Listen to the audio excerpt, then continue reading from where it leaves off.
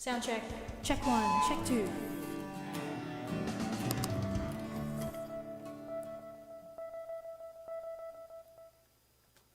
Hello. Hello, Nancy. Good to have you. Hello, Daniel. I get the biggest kick out of you, and I just have the most admiration for your amazing group of people, your community that you've gathered around you. You guys are the best. Thank you. I don't make a habit of bragging about it. Well, maybe I do, but it is an awesome community. It's a community of like-minded people who are not only passionate about singing, but passionate about encouraging others in their journey, and that it's not impossible to find, but it can be hard to find a community like that, isn't it? And that's why I asked you onto the show, because I know that you're going to really feed into that community mindset today. But I just want to say thanks for coming on. It has been too long, hasn't it? It has been too long, and you and I seem to think and teach so similarly that it is just like picking up where we left off, what, I don't know, 5, 6 years ago. What it's almost like with COVID, there's like three, at least two, but sometimes it feels like 3 years that just are missing. Do you know what I mean? Like in the Yes, timeline of life, they just got yes. sucked into a void that you go, wow, it was before COVID that you and I last talked, and I don't know, it just feels crazy to me that that's the case, but it is. Yeah. It would have Yeah. And been, because it's like a black hole or an empty spot that's just filled with so much grief and yeah, discomfort and yeah, growth, yeah, that yeah. it's just really more comfortable to just kind of act like it didn't happen. But I still have a friend, who had COVID last week and was very, very sick. Yeah, So it's yeah, not, yeah. Well, I was watching. I love. Have you ever watched the show Somebody Feed Phil? no. It's on Netflix. If you ever want to watch a show that seems to have joy Mm. threaded through it, I highly recommend it.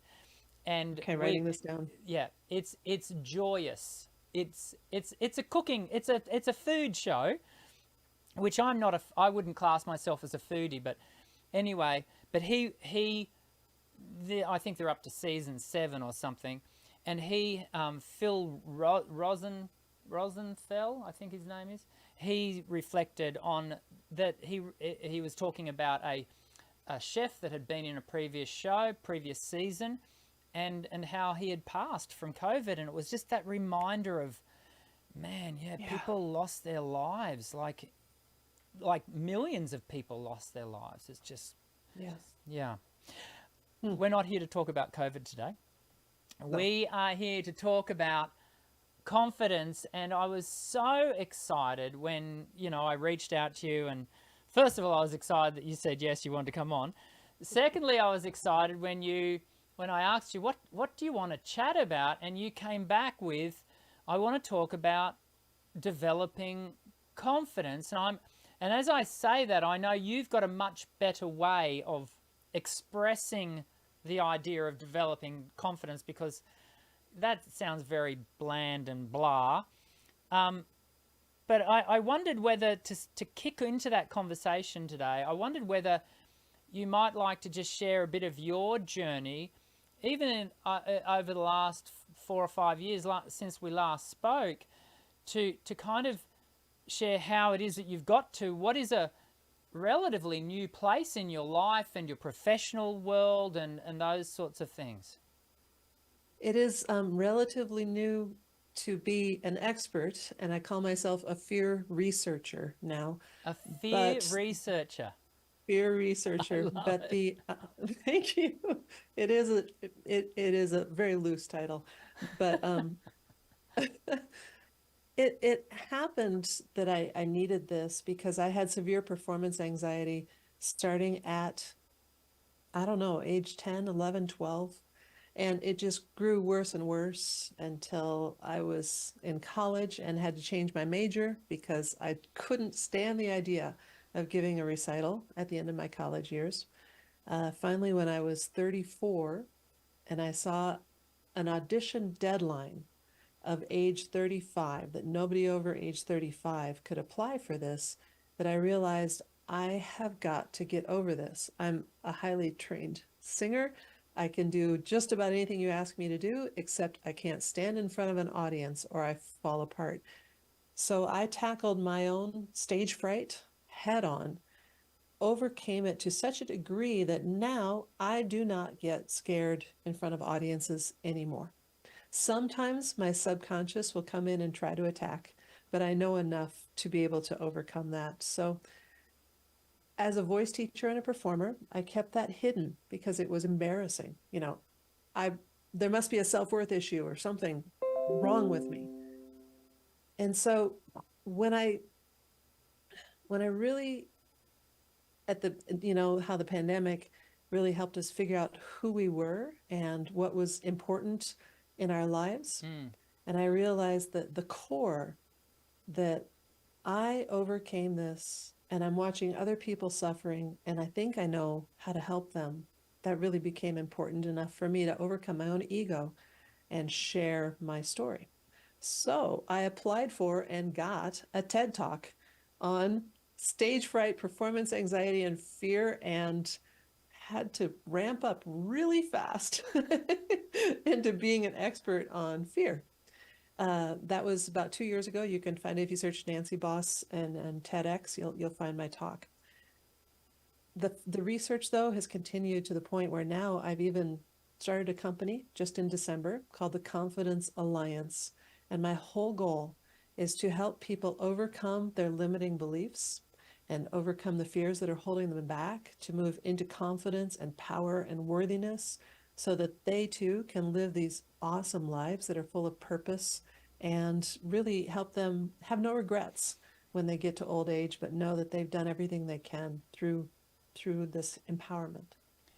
It strikes me that, I mean, you've mentioned two moments in your own life there. You've mentioned, your mid-30s and having this moment where an audition was, had a cut-off date. You've mentioned the timing of COVID.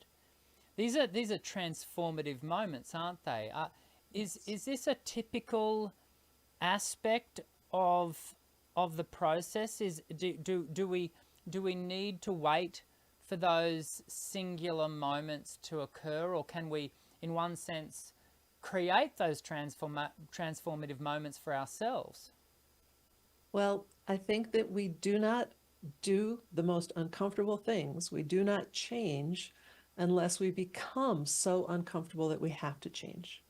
Now, you can make yourself uncomfortable by looking closely and deeply at yourself through a lens and realizing there are problems here that I need to get over. You can do that by going to a coach or a therapist who can point out, you know what, you could do a lot better at this. But normally it takes a crisis. It takes something that makes us so uncomfortable that we face our fears and we move forward. I wonder whether there's a need to, because it is about uncomfortability, isn't it? Which is the very thing that we're trying to avoid. Yeah, we're trying to get rid of all discomfort. That's right. I mean, in recent years, I've really been acknowledging in myself the almost this habitual desire to create comfort in life, and it's I do wonder whether there's a part of that that's very Western in its, my comfortable middle income life in Australia. I'm very comfortable and I seek comfort. That aside, do you think part of the process is you've got to lean into discomfort but also embrace vulnerability? Like, is it or authenticity? What are we leaning into here?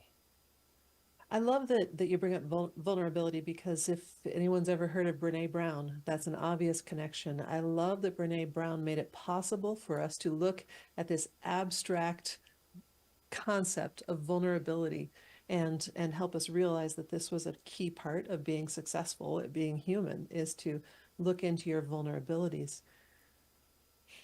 The connection between confidence and courage. So Brene Brown goes from vulnerability to courage. I prefer to go from fear to confidence. So I do believe that they are two paths that are parallel to each other, but also different. You have to be willing to be vulnerable. You have to be willing to be authentic in order to truly feel courage throughout every cell of your body.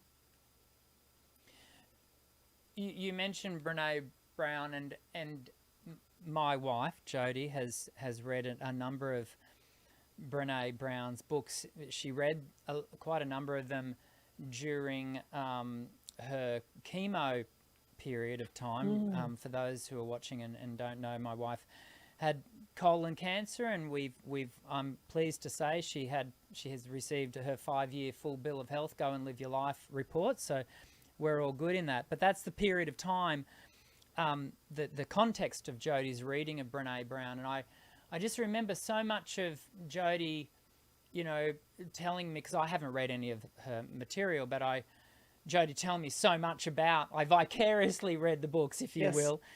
And so she has these things called the gift of imperfection. And the gift of imperfection.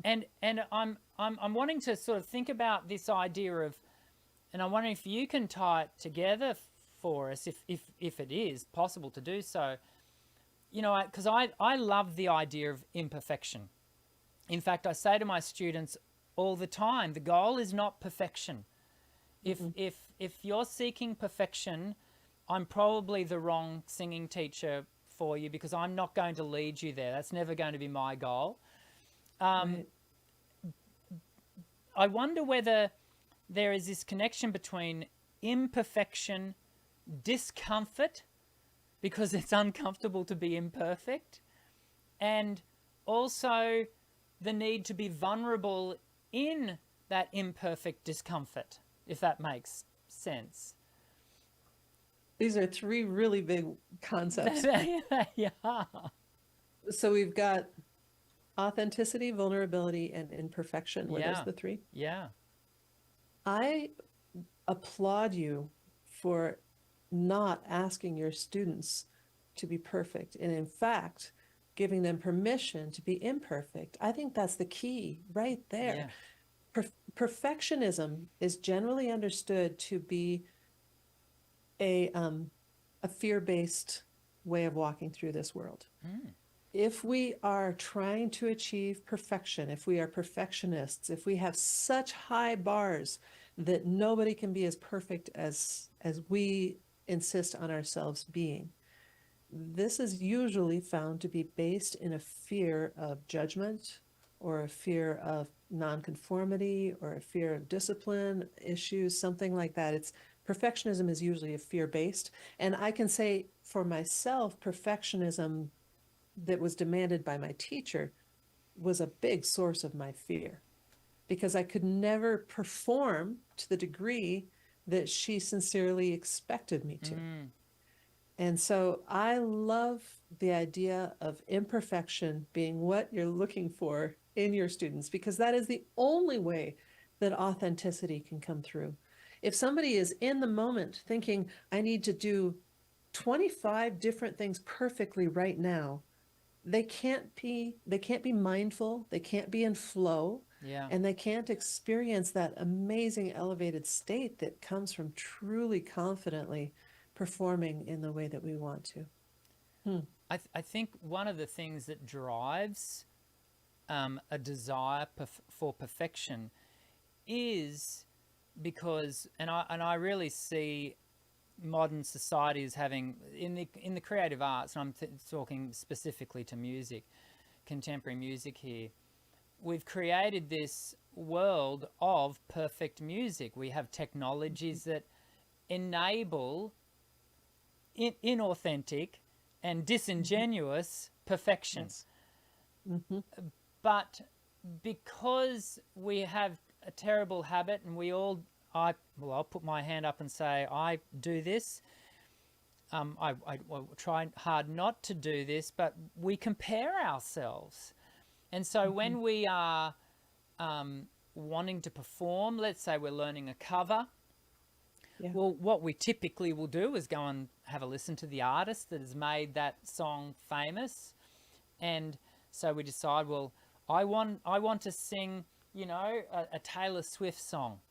Taylor Swift has been everywhere in Australia in the last couple of weeks because she's been touring, and she's just everywhere, isn't she? How lucky for you. Yeah, lucky for us. And it's the thing about, any artist that you listen to now is, and people fall into the trap of going, well, I'm going to learn this song, and I'm going to record myself and listen back on my smartphone because that's what I've recorded to. Mm-hmm. And we get quite distraught at the fact because we've built a comparison. But you're not even comparing apples with oranges there. You're comparing apples with, I don't know, sea urchins. They're completely different. Because one has been doctored, appropriately so. I'm not standing on a soapbox to say that, anything untoward's there, but because we've built this area of perfection, recorded art, now the challenge for the biological instrument is to try and level up to that, and it simply can't. What is your advice for that? I probably more specifically to, our desire to constantly compare ourselves. What does that rob us of? Yeah, I've heard you say that before, and I'd like to give it in my words. If I think about Miley Cyrus and her recent huge hit, is it Flowers? Yeah. That she performed that on the Grammys a couple of weeks ago, and it was a perfect performance. And I would say this: how many hours of Miley's life went into those 3 minutes at the Grammys? Hundreds of hours preparing for those 3 minutes, right? And then on top of that, it wasn't just her. There was probably at least 20 or 30 other people involved with making that perfect. Yes. Everyone from the 20 people who were on the soundboard to the 4 people who did her makeup and the 30 people on the lights. There's just, it's inconceivable that that much work went into 3 minutes. Yeah. Most of us can't afford to do that. Most of us just definitely restating what you've already said. Moving the conversation along, it's really the thing that AI and software will never get is the tiny sensitivity that humans have to each other, to the energy and the intention that the other human is putting into the room. And so if, as a performer, well, one of the things that I love to say is that, and I know this is the case with you too, it doesn't matter how many tools we give our students, if they don't believe in themselves in the moment when the spotlight's on them, then all bets are off if they're going to succeed or not. And so that self-belief that what they're delivering from preparation, yes, but purpose and worthiness, those are the 3 things that have to come together. Perfection is not in the formula for confidence or mastery. Preparation, yes. But it's purpose and worthiness. You have to feel like you're worthy of being there. And I would go as far as to say that I think perfect performances, and acknowledging, like you just expressed, that the Miley Cyrus performance was perfect. I haven't seen it, so I'm just going to take your word for it. But to someone else, it may not have been. And so this is the point, right? Is that there's such a subjective sort of thing here. But what definitely would have been in play was you know, having watched a bit of Miley over the years, I think it would have been authentic, because she does perform with authenticity, Yes. for the most part, and and what it's almost like the if something is too perfect, if it's too polished, it's almost like it's sterile, like it's Yes. sterilized, and we strip it of its humanity, its humanness. And But for those of you who've seen that performance, I think you'd agree that Dan just accidentally hit that on the mark, because it was an amazing performance, performative, but she wasn't connected with the words. We didn't feel the emotion of what she was singing. right, so there you go. So that's, to me, that's not a perfect performance. You know, like, I love, and I've shared this on the channel before. I've got an album by a songwriter. He's primarily known as a songwriter. His name is Jeff Bullock. He writes a lot of Christian worship songs. Certainly used to. Was very well known back in the 90s. And he is a piano playing songwriter. And Jeff Bullock will never have reason to watch this show, but I'll just say, sorry, Jeff, but he's not a great singer, as in what we would classify as you're a singer, professional singer. Yet one of my favorite albums is of him sitting at his piano, singing his own songs.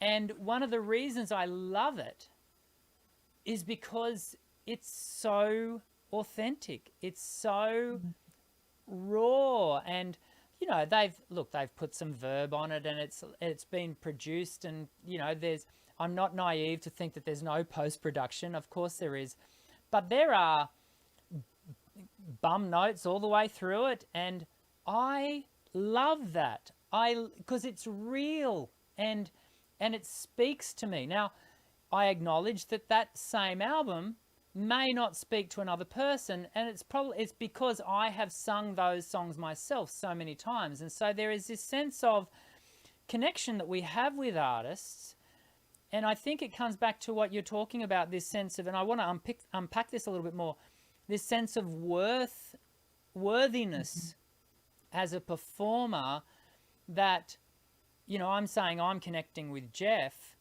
and his album, but as a performer, I really do need to be able to connect with myself, don't I? Absolutely. I want to talk about a student that I had, and I'm going to call him Barry, but that's a made-up name.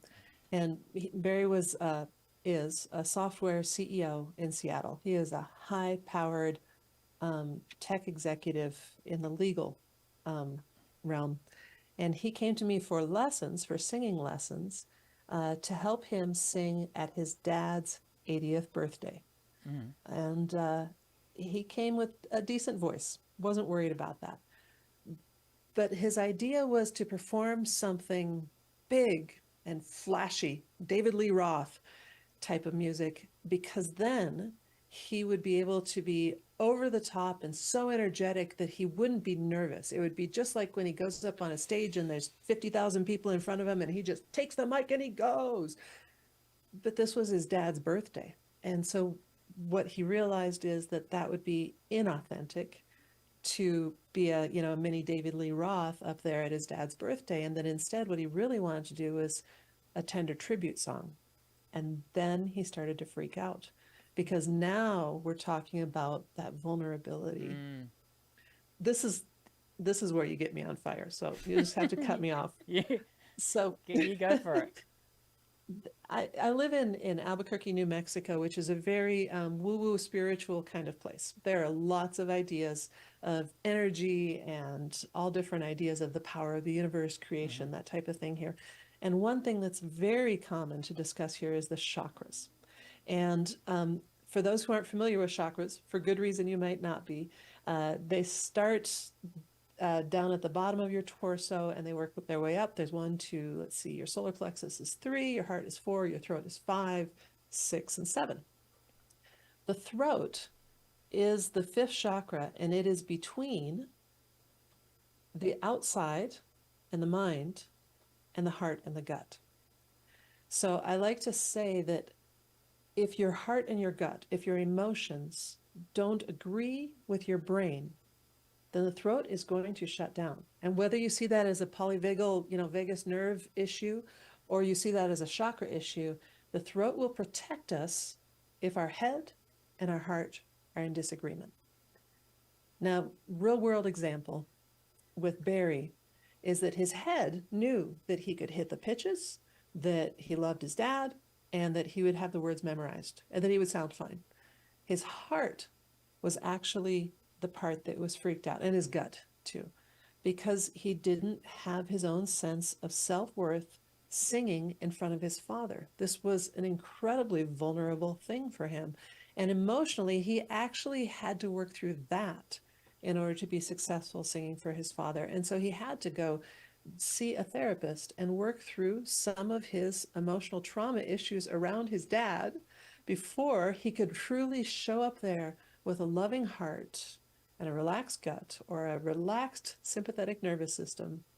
And his voice then was open and released and relaxed. He was confident in his worth and his worthiness to be there and do that job. And it went really well. I love the fact that you mentioned that need at times to sit with a therapist to dig a little bit deeper into what is locking us up. It's I too have encouraged students over the years to take that route, and very rarely has that been a regretful experience for them. They typically come back going, "It's amazing. I've just so positive." Seeing that as a practical way to move forward in this area of aligning our confidence, are there? I know that you yourself have used algebra to, as an area of like something outside of singing. I'm a big advocate for singers doing things outside of singing that actually, are beneficial for their singing. If I might be so put it in a really clunky way. What are your thoughts around that? Because I think we can become very focused and fixated, can't we, on singing? What are some practical things that we can provide people around this idea of learning beyond singing? That's a great question. Right now, I've been working as an extra background actor in movies. Great. And how fun is that? That is fun. Low pressure, and I get to practice my performance skills. I will say this: there's the idea that we practice, and we become very good at practicing, and at some point we have to move into performance mode. And so that obsession, not only as a singer thinking about our technique and our lyrics and our performance skills, and then maybe management and rehearsal schedules and booking, things like that, it all can be quite stressful. And if we don't back off and let this stress wash out in other ways, absolutely. But for me, what you were referencing with algebra was that I was feeling very limited due to some relationships in my life that had me quite squashed. And I stopped believing in myself as a smart human. And so I was like, I remember I used to be really good at algebra in high school. I wonder if I still am. And so when I was in my 40s, I took a college algebra class and I got a score of 103. Wow. 103% in algebra makes like no sense. But I really needed that to build my confidence. Like, yes, I am worthy. Dan, it's so rare that the confidence issue is actually an issue related to performing that song in front of an audience. Yeah. It's almost always a story from our background where somebody told us, you sound awful sing at the back, Yeah. shut up, leave the choir. Yes. You don't, this genre isn't right for you. Sometimes it's that specific. Sometimes it might be, you're a terrible trumpet player, therefore you shouldn't be singing. Or it might just be that, hey, my parents were judgmental, or my school, Yeah. I didn't feel. So the circles here are that we can lose our confidence or gain it from our immediate family, our extended family, Yeah. our community. Yeah. Society as a whole can tell you don't belong here.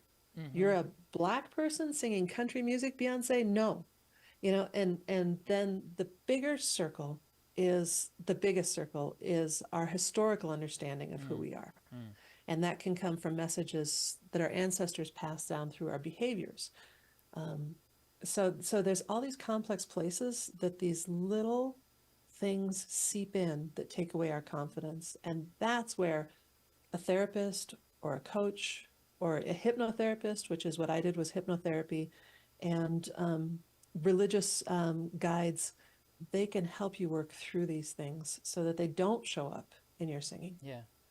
I know, and it's something that I don't want our conversation to pass without me asking about, because I know you personally have used collages, creating collages to work through these, singing performance issues and the confidence issues. Can you tell us a bit about that? And because I have encouraged students over the years to create, for the want of a better term, collages or paintings to express the subtext of what they're going to sing or emote. Tell us about your experience with that work. Well, I like to use vision boards. Yeah. And it's very much like what I've heard you talk about with, if you just close your eyes and imagine the successful performance.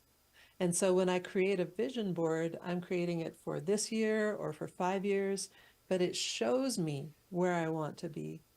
And whether I focus on that board in the future or not, I have put down my dreams on paper in that moment. And that really has been a powerful way for me. And then I have them all taped up on my wall, so I can actually see 7 years of these collages Wow. on my wall next to me. And it just really helps me with empowerment. Yeah. Empowerment. It's an overused word, isn't it? And I'm not saying it's a vague word. And I went. That's where I was going. I wonder if you can unpack that and express a little bit more about what you mean to be empowered. What are you, when you use that word? What are you saying with that word? How are we empowered? I believe that every person has been put on this earth in this lifetime for a purpose. And if you're not a spiritual bent person who believes that, I will say that there's no harm in believing you have a purpose or in finding a purpose. And I realize it can take decades to find your purpose, and your purpose might change over time. But nonetheless, if you realize inside of you that I have unique gifts and I can help this world be a better place if I express my unique gifts. And for those of us who sing, it is to help other people with healing or with joy or with getting over their own traumas. Our voices give other people emotional release that they need. We can be their accidental therapist if we realize we have the power to do that. And that's what confidence really is.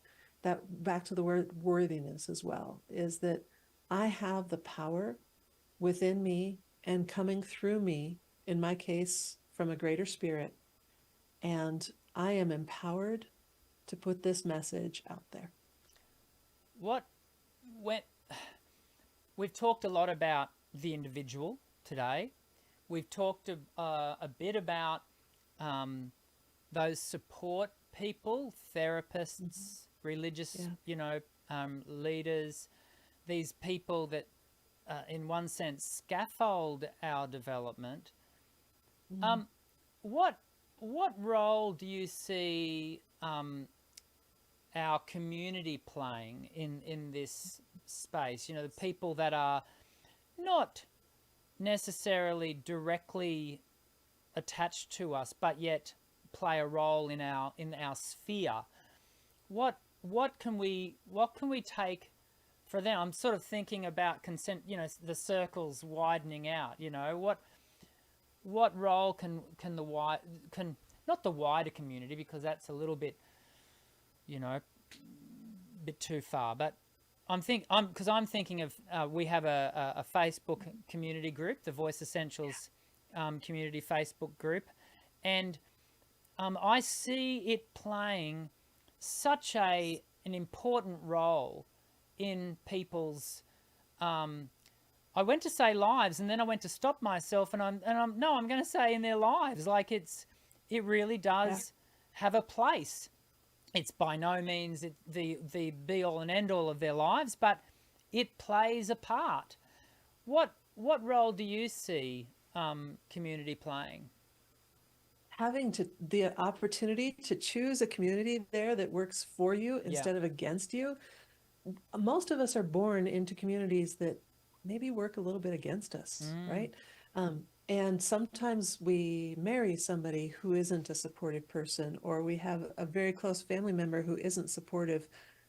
And the idea of not having the person in our lives might be too much. Like, I can't disown my mom, you know, or something like that. Yes. Maybe a divorce, if the spouse isn't supportive, maybe a divorce is a terrible idea for many reasons.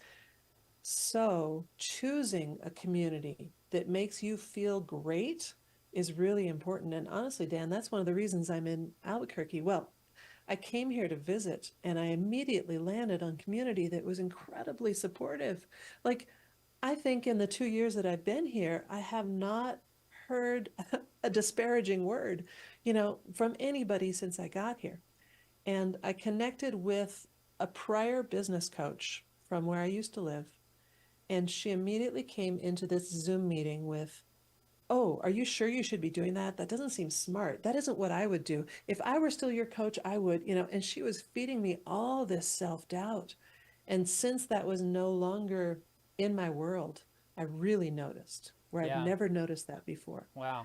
And so, what a difference to create for yourself and to find and create for other people a supportive community. It's huge. It's huge. It speaks to, we've just had a question from Asema.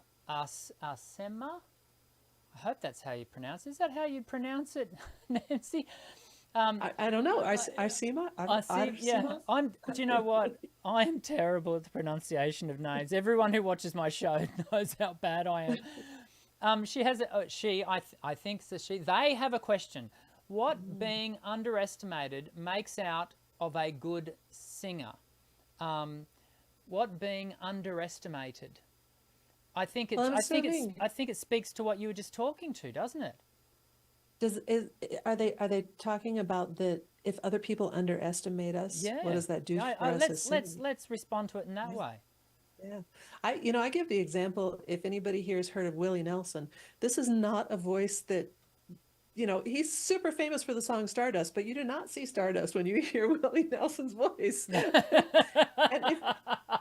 if that man can make billions of dollars with that voice, then shouldn't we all be able to express ourselves and make that kind of a difference? Yeah. Don't let other people will underestimate you, and then you get to prove them wrong. I think we've got to, we often get hit with that underestimation, but it in one sense, the reason it lands is because it connects with our own self-doubt that has been brought about through other underestimations, and it attaches itself, and I, you know, it's in one sense we have to go back to the source of that insecurity, and which you've been talking to, you know, throughout today's discussion.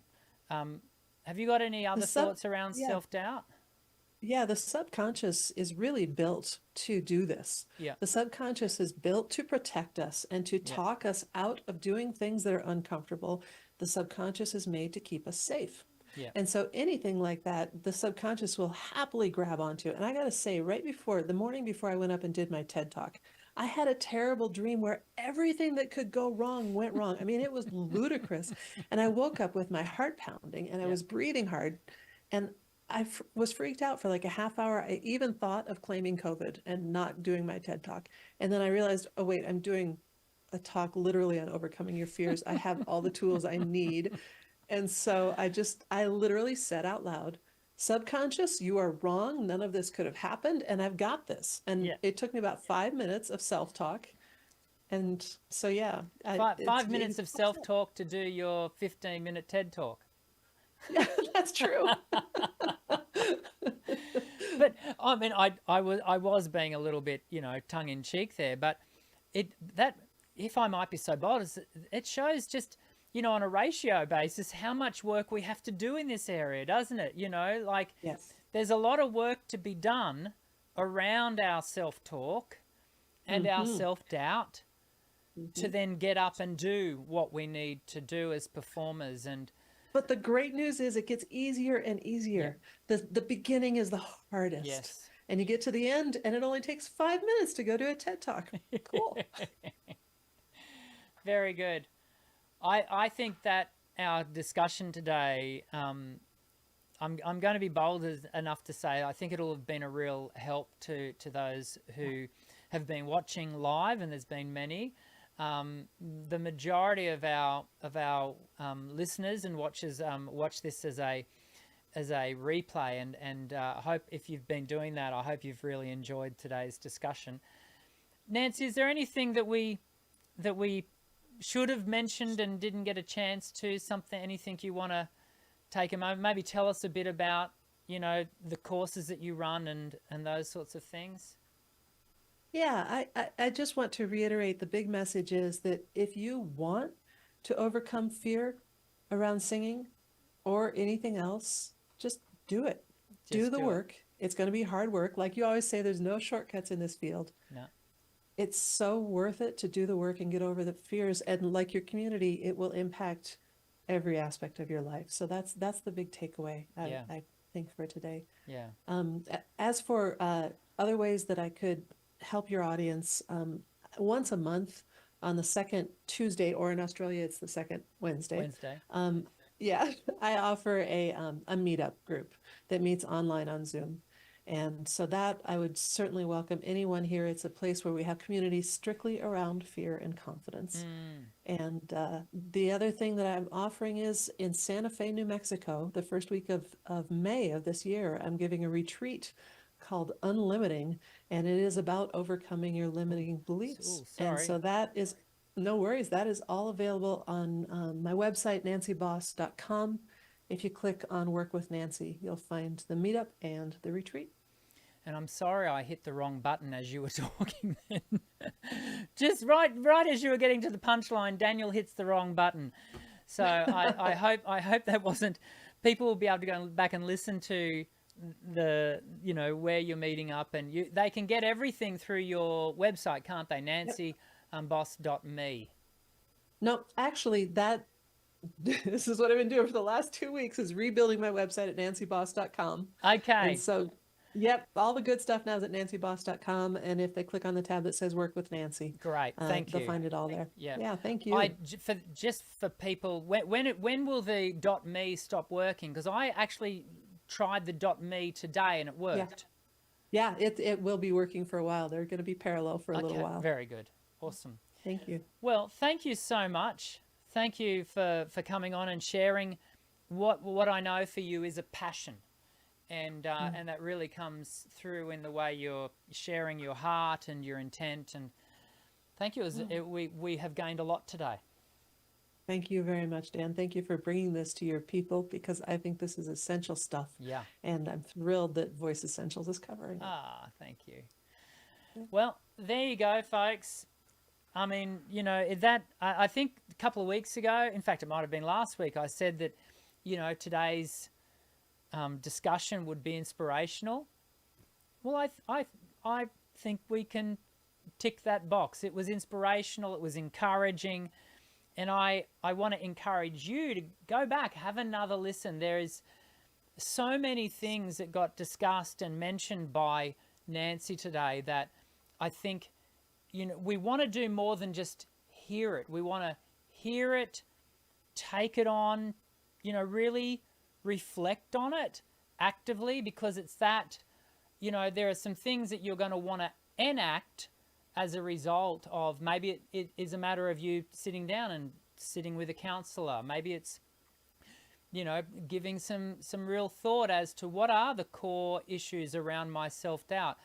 These things that we can really be proactive in our approach to, I think we'll all gain from that.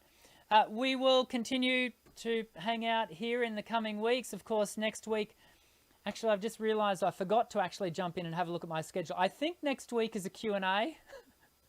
I think it's either a Q&A or a mini topic. Either way, you can subscribe and hit the white bell icon, and you'll get the notification to let you know that we are going live. We do these live hangouts every Monday at 1 p.m. Australian Eastern Standard Time, and so I'd love for you to join us.